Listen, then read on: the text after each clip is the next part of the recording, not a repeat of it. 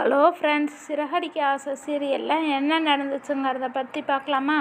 மீனாவுக்கு நடந்த விஷயத்த என்னாச்சுன்னு சொல்லி அண்ணாமலை வருத்தத்தோடு கேட்டுட்ருக்காங்க. அதுக்கு முத்து சொல்கிறாங்க, மீனா டெக்கரேஷனுக்காக பணம் மண்டபத்துக்கு கட்ட போனாங்கள, அந்த பணத்தை திருடனுங்க பிடுங்கிட்டு போயிட்டானுங்க. அதனால் ஏற்பட்ட காயம்தான், ஆஸ்பத்திரியில் கூட்டிகிட்டு போய் கட்டு போட்டு கூட்டிகிட்டு வந்திருக்கிறேன்னு முத்து சொல்லிகிட்டு இருக்காங்க. பணம் போனால் போயிட்டு போகுது, உனக்கு ஏதாவது ஆயிருந்தால் என்ன செய்கிறதுன்னு அண்ணாமலை கேட்டுட்ருக்காங்க. அண்ணாமலை இருந்துக்கிட்டு விஜயா கிட்ட சொல்கிறாங்க, உன்னோட நகையை கொடுத்து மீனாவுக்கு உதவி செய், இப்போதைக்கு இந்த பணப்பிரச்சனை தீரட்டும், அதன் பிறகு உன்னுடைய நகையை திருப்பிக்கலாம்னு சொல்லிகிட்டு இருக்காங்க. அதுக்கு விஜயா இருந்துக்கிட்டு அதெல்லாம் முடியாது, இவளுக்காக என் நகையை ஏன் நான் தர வேணும் அப்படின்னு கேட்டுருக்காங்க. இவள் உண்மையிலே பணத்தை தொலைச்சாலா அல்லது நாடகம் மாறாலாம் யாருக்கு தெரியும், நான்லாம் என் நகையை கொடுக்க முடியாதுன்னு விஜயா சொல்லிக்கிட்டு இருக்கான். அப்புறம் கொஞ்சம் கூட ஈவி இறக்கம் இல்லாமல், சரி போனது போட்டும், கொஞ்சம் நேரம் ரெஸ்ட் எடுத்துகிட்டு சமைக்கிற வேலையை பாரு அப்படின்னு விஜயா சொல்கிறான், மனிதாபிமானமே இல்லாமல். இதையெல்லாம் கேட்டுட்டு ரவி, ஸ்ருதி, அண்ணாமலை எல்லாரும் விஜயா கண்டிக்கிறாங்க.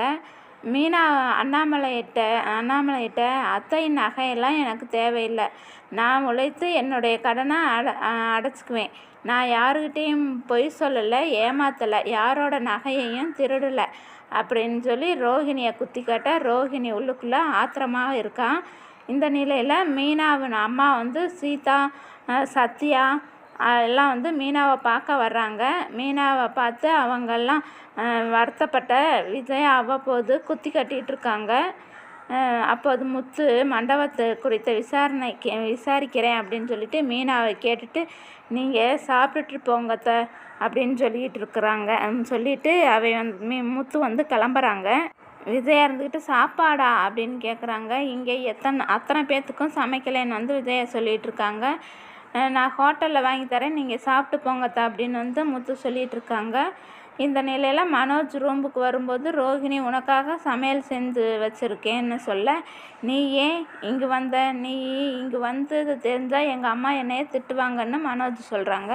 அதுக்கு ரோஹிணி, அப்போ உங்கள் அம்மா சொன்னாதான் என்னுடன் முன்பு போல் பழகுவீங்களா, உங்களுக்கு என்மேல் லவ்வே இல்லையா, இப்போ கூட உனக்கு காய்ச்சல் இருக்கிறதுன்னு என்பதற்காக நான் தான் சாப்பாடு கொண்டு தந்தேன், உங்கள் அம்மா கொண்டுட்டு வரல அப்படின்னு மனோஜுக்கிட்ட ரோஹிணி கோபமாக பேசிகிட்டு இருக்கான். அப்புறம் பார்த்தீங்கன்னா அப்போது கடையில் வேலை செய்பவர்கள் மேடம் இல்லாமல் கடையில் பிஸ்னஸே இல்லை அப்படின்னு சொல்கிறாங்க. அதெல்லாம் நீ தலையிடாத, போய் நீ உன் வேலையை பாரு அப்படின்னு சொல்லி மனோஜ் அனுப்பிடுறாங்க.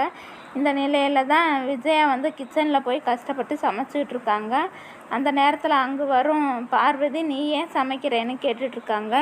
அதுக்கு அந்த பூ கட்டுறவ தான் போய் உக்காந்துட்டாளே, பணத்தை எல்லாம் திருடிட்டாங்கன்னு சொல்லிட்டு கையில் கட்டோட உக்காந்துருக்கான் அப்படின்னு கோபமாக பேசிகிட்டு இருக்காங்க. நாளைய எபிசோட் என்ன நடக்குதுன்னு பார்த்தீங்கன்னா, வீடியோவில் மண்டப மேனேஜர்கிட்ட முத்து விசாரிப்பதும் அந்த ஆர்டரை சிந்தாமணி தான் எடுத்திருக்கிறார் என்பதும் கண்டுபிடிச்சிட்டாங்க. இந்த நிலையில் முத்து சிஐடி வேலை பார்த்து அந்த பிரச்சனைக்கு தீர்வு காண்பார் என்று எதிர்பார்க்கப்படுகிறது.